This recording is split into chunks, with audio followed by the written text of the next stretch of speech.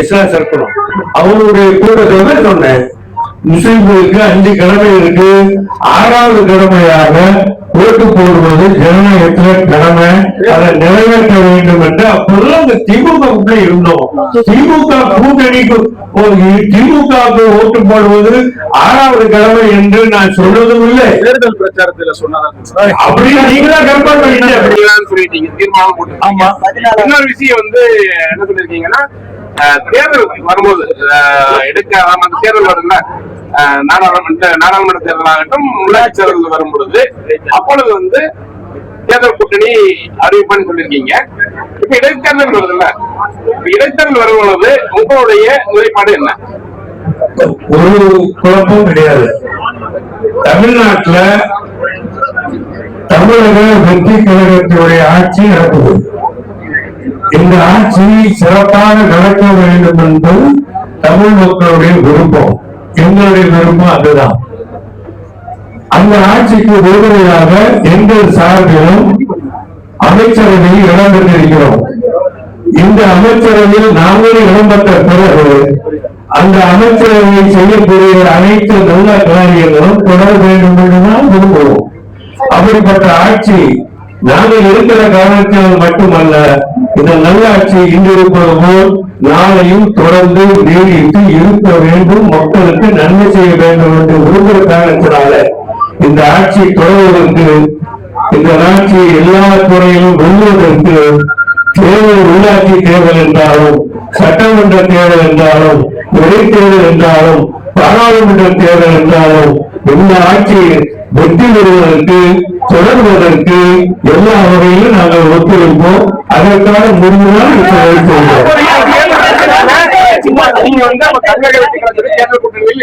அதாவது தேர்தல் கூட்டணி மதச்சார்பற்ற முற்போக்கு கூட்டணி என்று திராவிட முன்னேற்ற கழக தலைமையிலான அந்த கூட்டணிக்கு பெயர் சூட்டப்பட்டிருந்தது.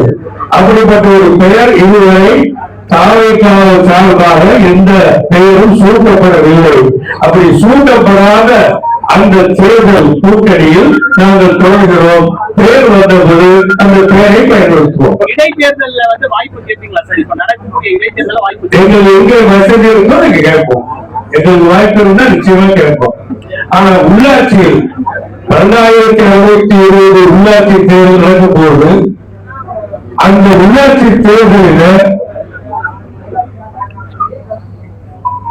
மாநகராட்சி என்றாலும் நகராட்சி என்றாலும் முஸ்லிம் சமுதாயம் எங்கு நெருக்கமாக இதுவரை இருந்திருக்கிறதோ அங்கெல்லாம் நாங்கள் தலைவராக இருந்திருக்கிறோம், துணைத் தலைவராக இருந்திருக்கிறோம், மேயராக இருந்திருக்கிறோம், துணை மேயராக இருந்திருக்கிறோம்.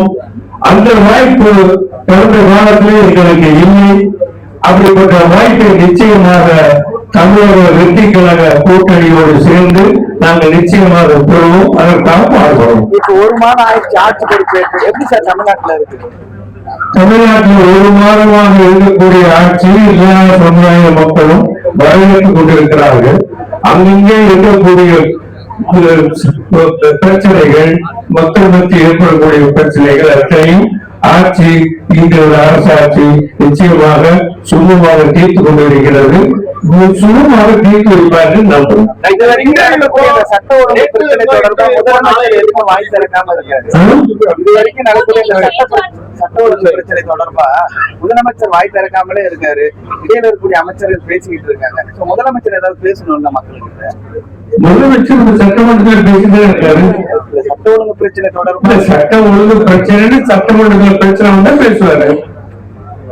சட்டமன்றத்துல சட்ட ஒழுங்கு பிரச்சனை பற்றி தீர்மானம் வந்தா பேசுவாரு.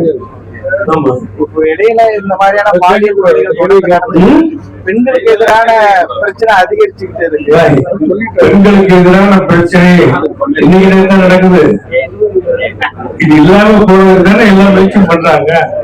அதான் சிங்க பெண்மணி படையை ஒண்ணு உருவாக்கி இருக்காங்களே. நிச்சயமாக சிங்க பெண்மணி படையை அது சரிவா பண்ணிட்டாங்கன்னா நிச்சயமாக எந்த பொம்பையும் பாதிக்கப்பட மாட்டாங்க.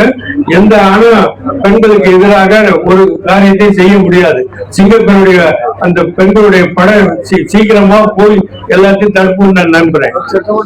நீங்க கூட்டணி பேச்சுவார்த்தையில் ஈடுபட்ட பொழுது இன்றும் இருப்போம், நேற்றும் இருந்தோம், நாளையும் இருப்போம் திமுக கூட்டணியில் இருக்கிறது பற்றி அவர் இருக்கும்போது சொன்னேன். அந்த கூட்டணி இருக்கும்போது அப்படி சொன்னமா? இல்லம்மா, அந்த கூட்டணி இருக்கும்போது அப்படி சொன்னேன். இப்பதான் இல்லையே. அந்த கூட்டம் இருக்கும்போது தான் நான் சொன்னேன். அப்போது சொல்றேன். இப்போ தமிழக வெற்றிக்கான கூட்டணியில இன்று இருக்கிறோம், நாளை இருப்போம், தொடர்ந்து இருப்போம் சொல்றேன். ஏன்னா அந்த கூட்டணி இருந்ததால உங்களை வந்து திமுக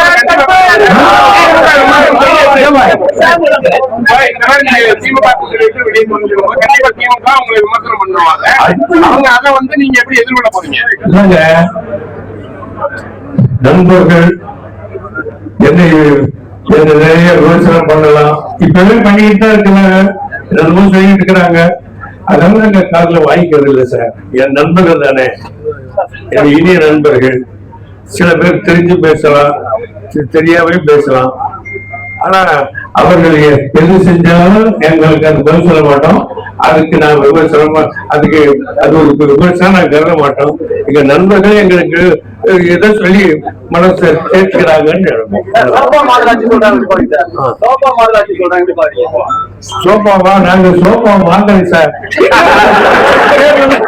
இல்லங்க, அதாவது நீங்க எங்க முஸ்லீம் லீக் ஆபீஸுக்கு இதுவரைக்கும் எந்த சிஎம் வந்ததில்லை.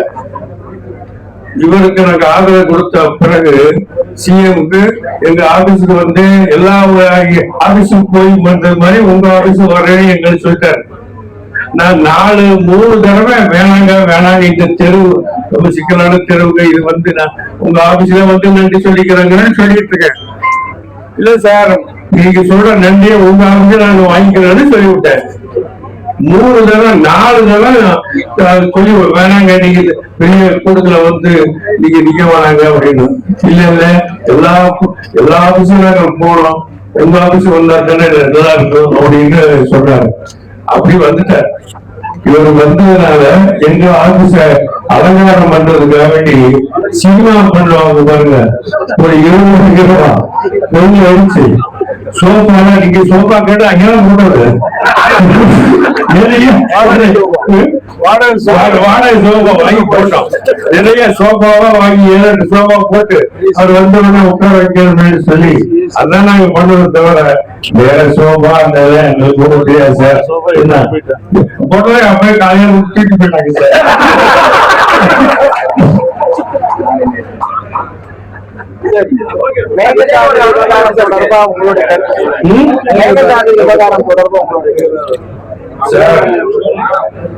மேகதாது அப்படின்னா உங்களுக்கு தெரியுமே, அங்க போய் பார்த்தா தெரியும்.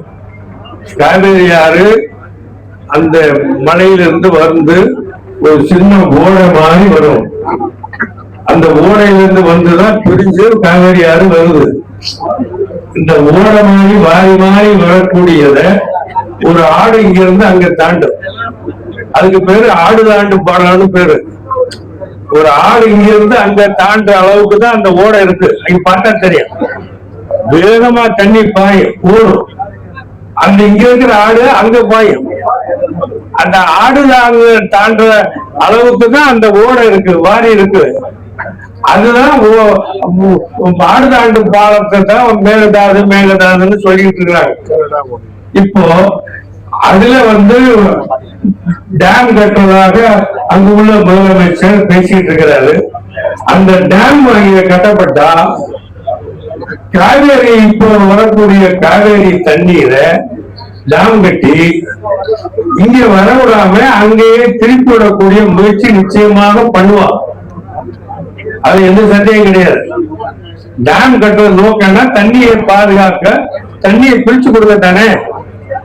அப்ப வரக்கூடிய மேகதாதுக்கு அணை கட்டிட்டாங்கன்னா அந்த இடத்துல இருந்து, அந்த அணையிலிருந்து நீர் வந்து காவேரிக்கு வராது. காவேரி இதுவரைக்கும் வந்தக்கூடிய இப்போ அதிகமான எக்ஸ்ட்ரா தண்ணி தான் வருதுன்னு கூட இப்ப சொல்றோம், அது கூட வராது. வராங்க கூட பண்ண முடியும். ஏன்னா அணை கட்டிட்டாங்க. அணை கட்டிட்டு அங்க ஆயிரக்கணக்கான லட்சக்கணக்கான ஏக்கர் பக்கம் திருப்பி விட முடியும். அதனாலதான் நம்ம அரசாங்கம் நம்ம இந்த தமிழ்நாட்டில் உள்ள அனைவரும் மத்திய அரசுக்கு எல்லாரும் சேர்ந்து தீர்மானம் போட்டிருக்காங்க. எல்லா கட்சியும் சார்பாக மத்திய பிரதமர் போய் கூட்டு சேர்ந்து எல்லா சார்பாக போல் எதிர்கட்சி தலைவர் சொன்ன கருத்தை ஏற்றுக்கிட்டு தீர்மானம் போட்டிருக்காங்க. அந்த தீர்மானத்தின்படி தமிழ்நாட்டில் உள்ள அனைத்து கட்சி சார்பாகவும் பிரதமரை சந்திச்சு இது ஆண்டு பாலம்ங்கிற அமைப்பு வச்சு அந்த பாலத்தை கட்டினா காவேரி ஒரு சொட்டு கூட தண்ணி வராமல் பண்ண முடியும் என்கிற அந்த பெரிய அச்சமும் பயமும் இருக்கிற காரணத்தினால இந்த தீர்மானம் அழகான தீர்மானம் போட்டிருக்காங்க. அந்த தீர்மானத்தை நடைமுறைப்படுத்துவதற்கு பிரைமடத்துல நாங்களும் வற்புறுத்துவோம். பிரைமடத்துல நாங்கள் முஸ்லீம் லீக் சார்பாகவும் நாங்கள் சொல்வோம். பாராளுமன்ற உறுப்பினர் இருக்கிற அவரும் சேர்ந்து போவார். இருக்கணும் அவருடைய கூட்டத்தொடர் சொன்னேன். முஸ்லிம்களுக்கு 5 கடமை இருக்கு. 6வது கடமையாக ஓட்டு போடுவது ஜனநாயகத்துல கடமை. அதை நிறைவேற்ற வேண்டும் என்று அப்பொழுது அந்த திமுக இருந்தோம். திமுக கூட்டணிக்கு திமுகவுக்கு ஓட்டு போடுவது 6வது கடமை என்று நான் சொன்னதும் இல்லை. தேர்தல் பிரச்சாரத்துல சொன்னாங்க. அப்படின்னு நீங்களா கம்பேர் பண்ணீங்க. நீங்களா கம்பேர் பண்ணீங்களா? நீங்க கம்பேர் பண்ணீங்கன்னா பதில் சொல்லணுமா? சொல்லாத சொல்லி எப்படியா? சொல்லாத சொல்லி நீ கேட்டா எப்படி சொல்ல முடியும்?